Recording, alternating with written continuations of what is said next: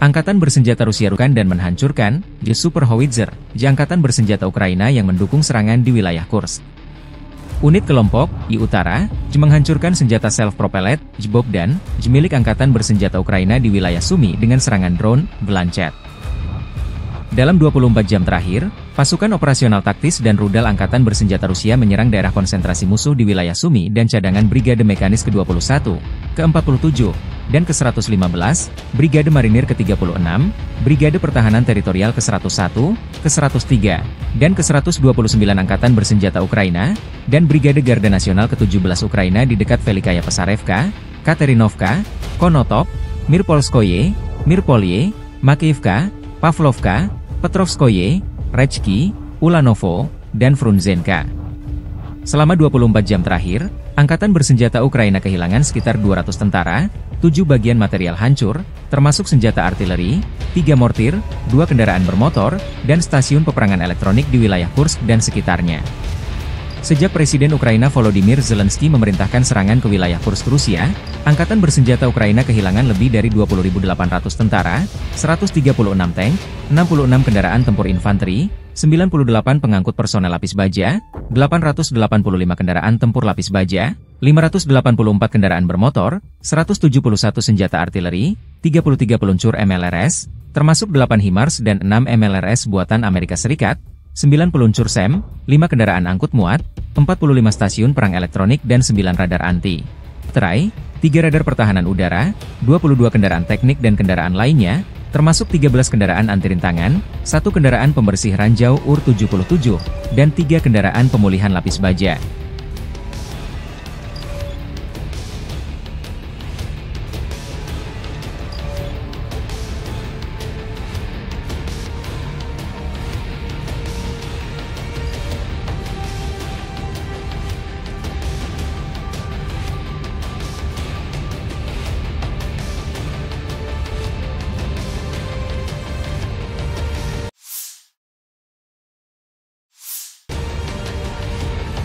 Staf Umum Angkatan Bersenjata Ukraina melaporkan 7 Oktober, militer Rusia total kehilangan 661.630 tentara di Ukraina sejak dimulainya invasi skala penuh pada 24 Februari 2022.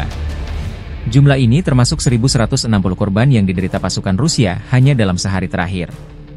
Rusia juga kehilangan 14 tank, 64 sistem artileri, 65 pesawat tanpa awak dan 31 kendaraan khusus militer dalam 24 jam terakhir.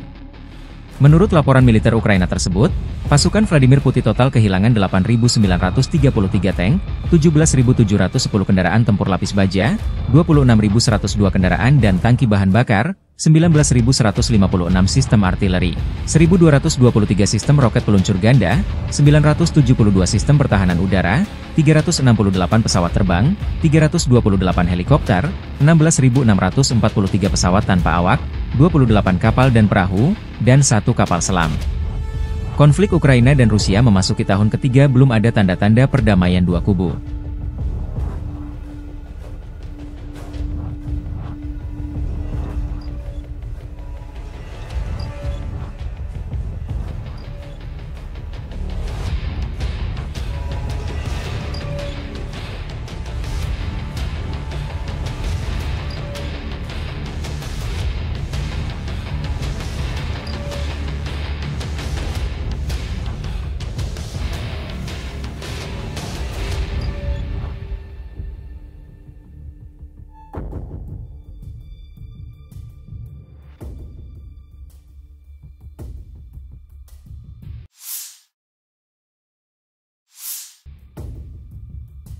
Angkatan Udara Rusia menghancurkan jembatan Angkatan Bersenjata Ukraina yang melintasi Oskol dan menghancurkan transportasi yang membawa personel Angkatan Bersenjata Ukraina.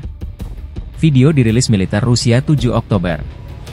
Jet tempur menyerang dengan bom udara dengan modul perencanaan dan koreksi universal, menghancurkan penyeberangan Angkatan Bersenjata Ukraina melintasi sungai Oskol dekat pemukiman Gorohovatka di wilayah Kharkov. Pada saat penyerangan, transportasi musuh sedang mengangkut personel untuk bergilir, demikian keterangan videonya. Sistem pertahanan udara Rusia menembak jatuh 3 proyektil HIMARS MLRS buatan Amerika Serikat dan 68 kendaraan udara tak berawak atau drone. Secara total, sejak Rusia memulai operasi militer khusus di Ukraina, total 646 pesawat terbang, 283 helikopter, 32.939 kendaraan udara tak berawak Ukraina dihancurkan.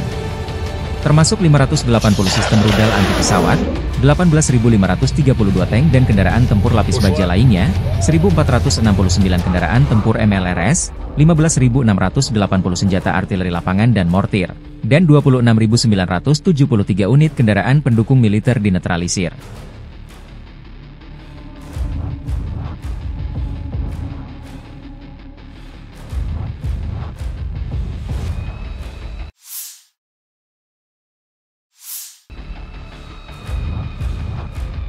Rudal jarak menengah Iskander Rusia menghancurkan sebuah kapal dengan amunisi di wilayah Odessa. Target teridentifikasi drone pengintai di pelabuhan Yuzi wilayah Odessa saat kapal kontainer sedang bongkar muat. Serangan tepat serangan amunisinya meledak, demikian keterangan videonya. Senjata dan amunisi tiba di pelabuhan dari negara-negara Uni Eropa. Penerbangan taktis operasional, pesawat nirawak serang, pasukan rudal dan artileri kelompok pasukan Rusia juga menyerang pangkalan bahan bakar di dekat Odessa, infrastruktur lapangan udara Staro-Konstantinov di wilayah Melnitsky, serta pos komando dan kendali kendaraan udara tak berawak, kelompok tenaga manusia musuh dan perangkat keras militer di 137 wilayah.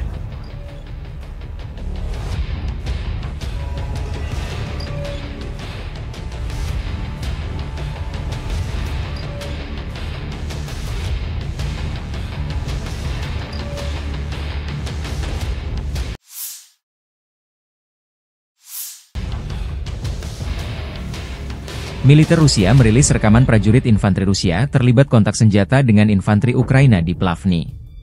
Pertempuran jarak dekat sesama unit infanteri dua kubu ini direkam dengan drone pengintai. Personel angkatan bersenjata Rusia maju di Kamensky, seperti dapat dilihat dalam rekaman. Tentara Ukraina terdesak tak bisa menahan gempuran personel Rusia yang memasuki area Dacha, menyeberangi bendungan.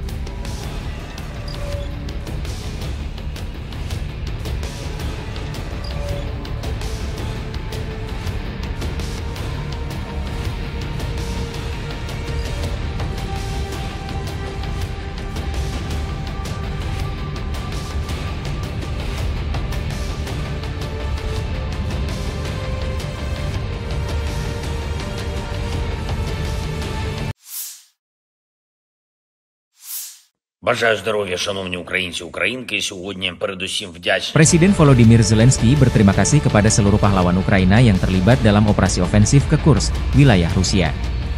Presiden Zelensky mengatakan operasi Kursk memberikan salah satu kontribusi paling signifikan bagi dana pertukaran Ukraina, membantu pembebasan warga Ukraina dari tahanan. Hari ini menandai 2 bulan operasi militer kami di wilayah Kursk. Dan ini adalah fase perang yang sangat penting. Sesuatu yang telah sangat membantu dan terus membantu negara kami, kata Zelensky dalam pidato malamnya yang dipublikasikan 6 Oktober waktu Kiev. Ukraina memulai serangannya ke Oblast Kursk pada 6 Agustus, mengklaim telah merebut sekitar 100 permukiman sejak saat itu. Ukraina telah membuktikan bahwa mereka dapat mendorong perang ke Rusia.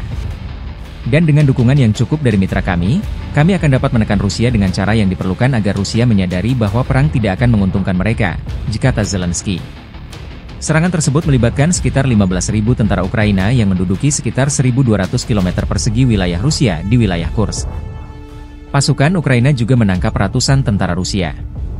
Serangan ini merupakan serangan terbesar ke wilayah Rusia sejak Perang Dunia Kedua.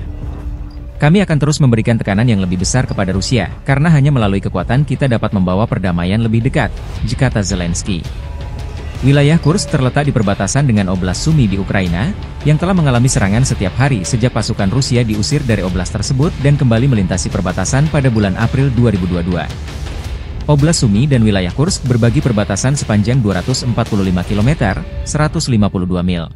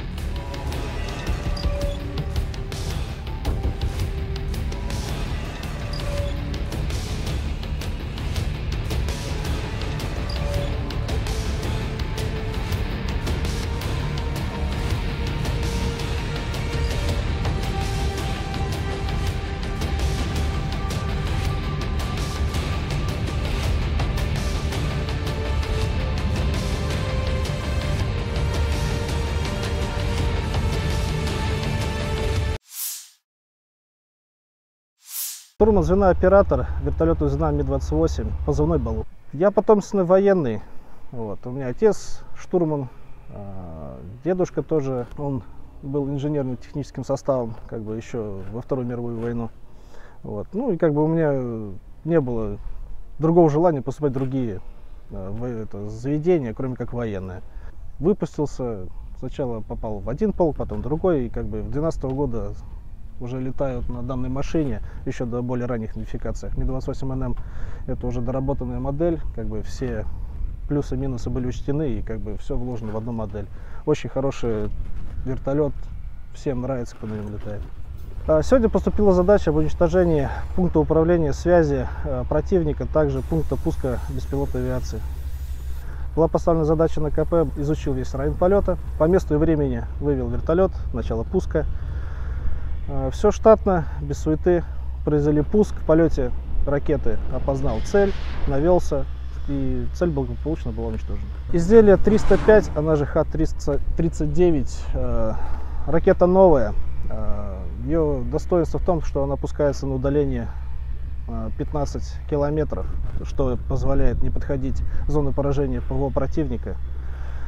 Также ее характерная особенность, ты можешь управлять ей в полете, непосредственно с кабины. Вот, этим занимается как раз штурман, в это время командир ведет сам пилотаж. Семья, ну, естественно, переживает. Ну, уже 3-й год специальной военной операции, как на работу ходишь, но не боится только дурак. Всем немножко боимся, но выполняем боевую задачу. Мужики, берегите себя. Вот. Мы за правду, а сила в правде. Победа будет за нами.